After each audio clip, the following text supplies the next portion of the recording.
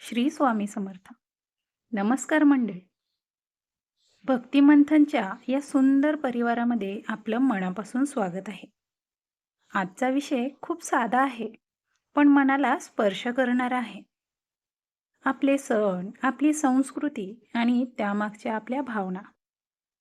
मंडळी, सण म्हटलं की आपल्या डोळ्यासमोर काय येतं?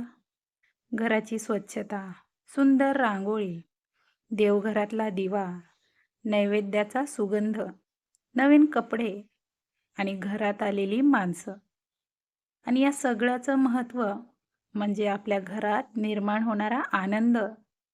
पण खरं सांगायचं झालं तर सण फक्त आनंद साजरा करण्यासाठी नसतात.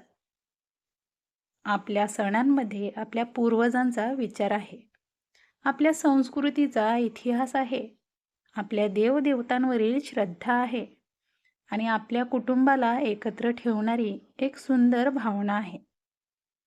चला तर मग जाणून घेऊया, सण म्हणजे काय? सण म्हणजे फक्त उत्सव नाही. मंडळी, आजच्या काळात आपलं आयुष्य खूप धावपळीचं झालं आहे. प्रत्येकजण आपापल्या कामात व्यस्त आहे. कुणाला ऑफिस, कुणाला व्यवसाय, कुणाला घरकाम, तर कुणाला मुलांच्या शिक्षणाची काळजी आहे.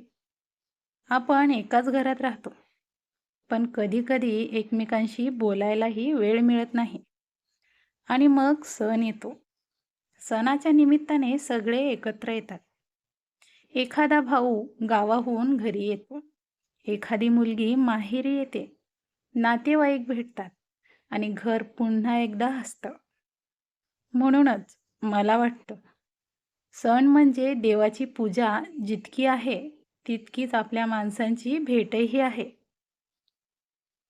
आपण सणाला घरात दिवा लावतो. पण आपण कधी विचार केला आहे का? हा छोटासा दिवा आपल्याला काय सांगतो बरं?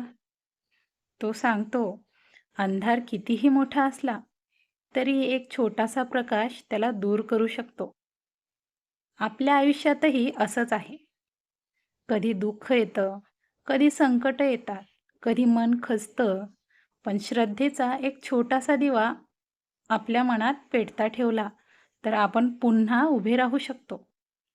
म्हणूनच देवासमोर दिवा लावताना फक्त एवढीच प्रार्थना करा, देवा, माझ्या घरात सुख, शांती ठेव आणि माझ्या मनात श्रद्धेचा दिवा कायम तेवत ठेव. मंडळी, सण म्हटलं की आईच्या हातच्या पदार्थाची आठवण नक्की येते. कुणाला पुरणपोळी आवडते, कुणाला मोदक, कुणाला श्रीखंड, तर कुणाला लाडू. पण त्या पदार्थाची चव फक्त साखर, तूप किंवा मसाल्यामुळे नसते. त्यात आईचं प्रेम मिसळलेलं असतं. आज अनेक लोक मोठमोठ्या हॉटेलमध्ये जेवतात, पण आईच्या हातच्या साध्या जेवणाची चव ही वेगळीच असते. कारण त्यात असतं प्रेम.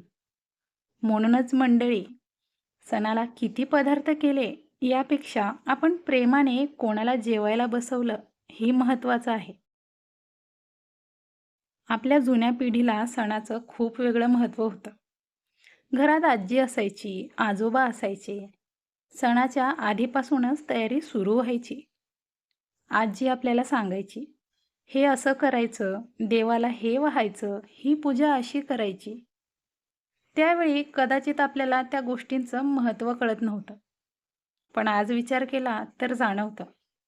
आजी आपल्याला फक्त पूजा शिकवत नव्हती. ती आपल्याला आपली संस्कृती शिकवत होती. आज त्या व्यक्ती आपल्यासोबत नसतीलही. पण त्यांनी शिकवलेल्या परंपरा आजही आपल्या घरात जिवंत आहेत. हीच तर खरी संस्कृती आहे ना. मंडळी, सण म्हटलं की अनेक महिलांना माहेरची आठवण येते.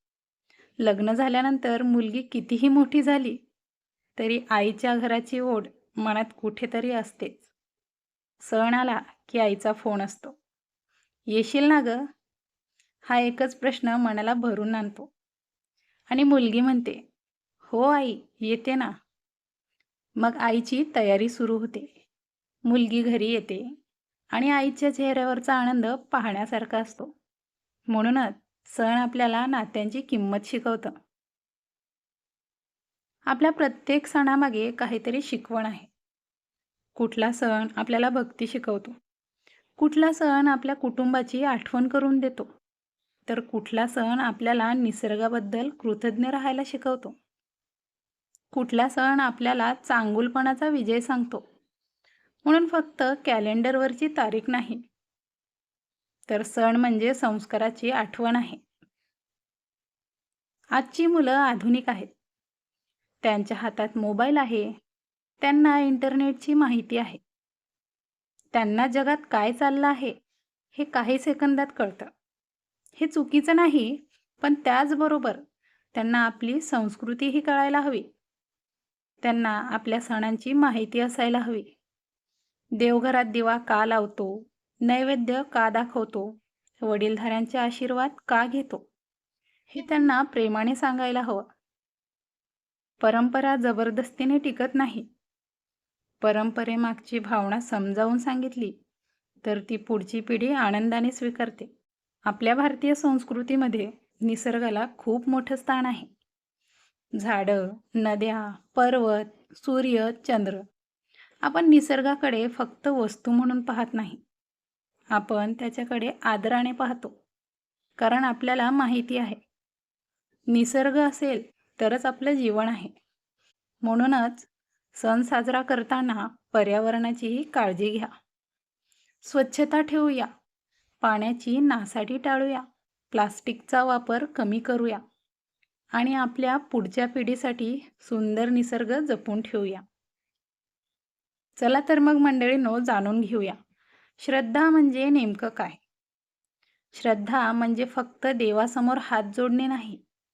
श्रद्धा म्हणजे संकटातही मन शांत ठेवण्याची ताकद आहे.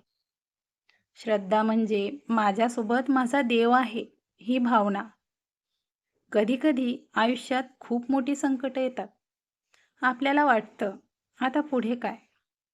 पण त्यावेळी मनातून आवाज येतो, घाबरू नकोस, देव तुझ्या सोबत आहे.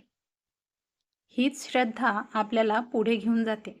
आणि म्हणूनच आज या ठिकाणी आपल्या सर्वांच्या लाडक्या स्वामी समर्थांना मनापासून नमस्कार करूया. श्री स्वामी समर्थ. स्वामींचा एक साधा संदेश आपल्या मनात ठेवूया. संकट आलं तरी घाबरायचं नाही. मनात श्रद्धा ठेवायची, प्रामाणिकपणे आपलं कर्म करत राहायचं आणि देवावर विश्वास ठेवायचा.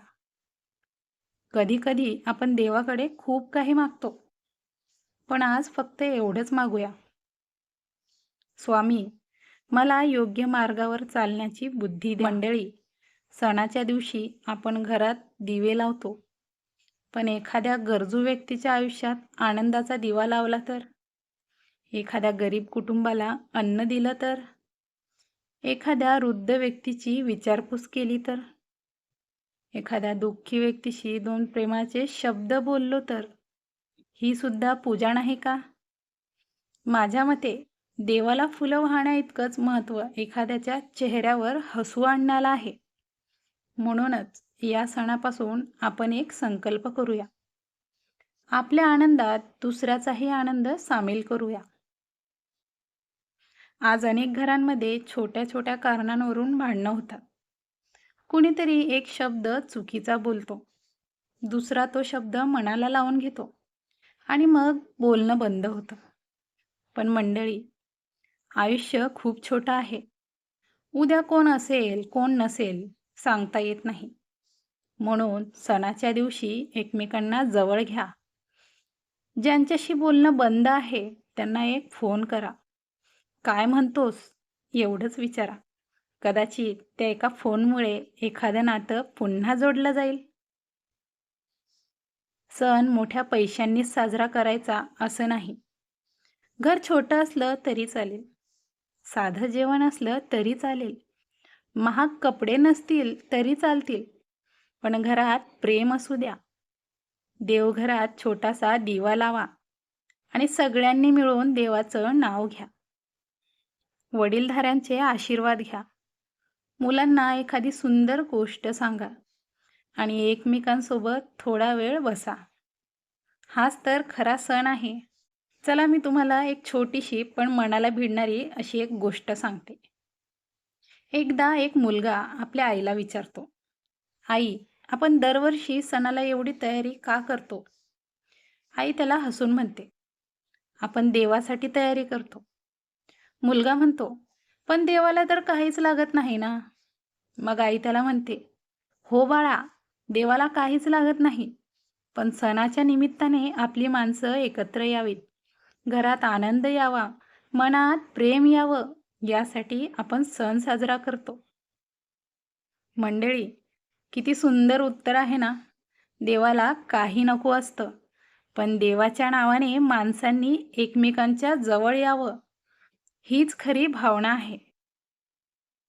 चला तर मग आज एक छोटासा संकल्प करूया.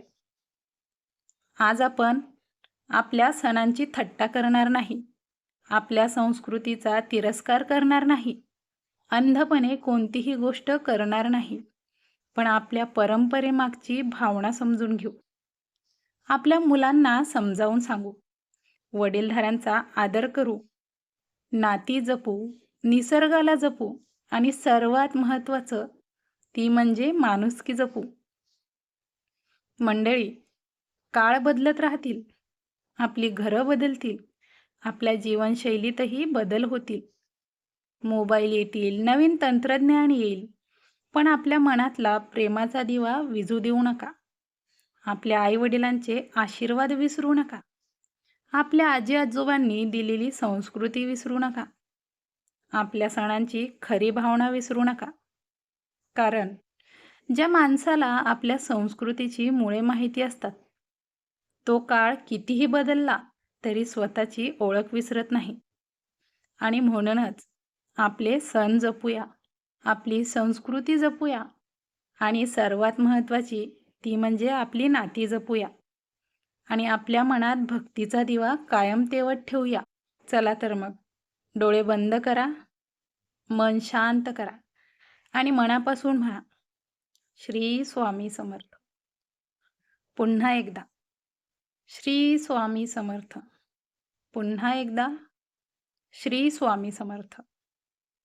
स्वामी आपल्या प्रत्येकाच्या घरात सुख, शांती आणि समाधान देवोत. ज्यांच्या घरात दुःख आहे, त्यांच्या घरात आनंद येऊ दे. ज्यांना संकट आहेत, त्यांना संकटातून बाहेर पडण्याची शक्ती मिळू दे. ज्यांच्या मनात चिंता आहे, त्यांच्या मनाला शांती मिळू दे. आणि आपल्या सर्वांच्या घरात प्रेम, भक्ती आणि माणुसकी कायम राहू दे. श्री स्वामी समर्थ. जय जय स्वामी समर्थ. मंडळी, आजचा हा विषय तुम्हाला आवडला असेल तर श्री स्वामी समर्थ असं कमेंटमध्ये नक्की लिहा. व्हिडिओ आवडला असेल तर लाईक करा. आपल्या परिवारातील आणि मित्रमैत्रिणींना शेअर करा आणि भक्तिमंथन चॅनलला सबस्क्राईब करून बेल आयकॉन दाबायला विसरू नका. पुन्हा एकदा सुंदर विषयासह भेटूया. तोपर्यंत श्री स्वामी समर्थ.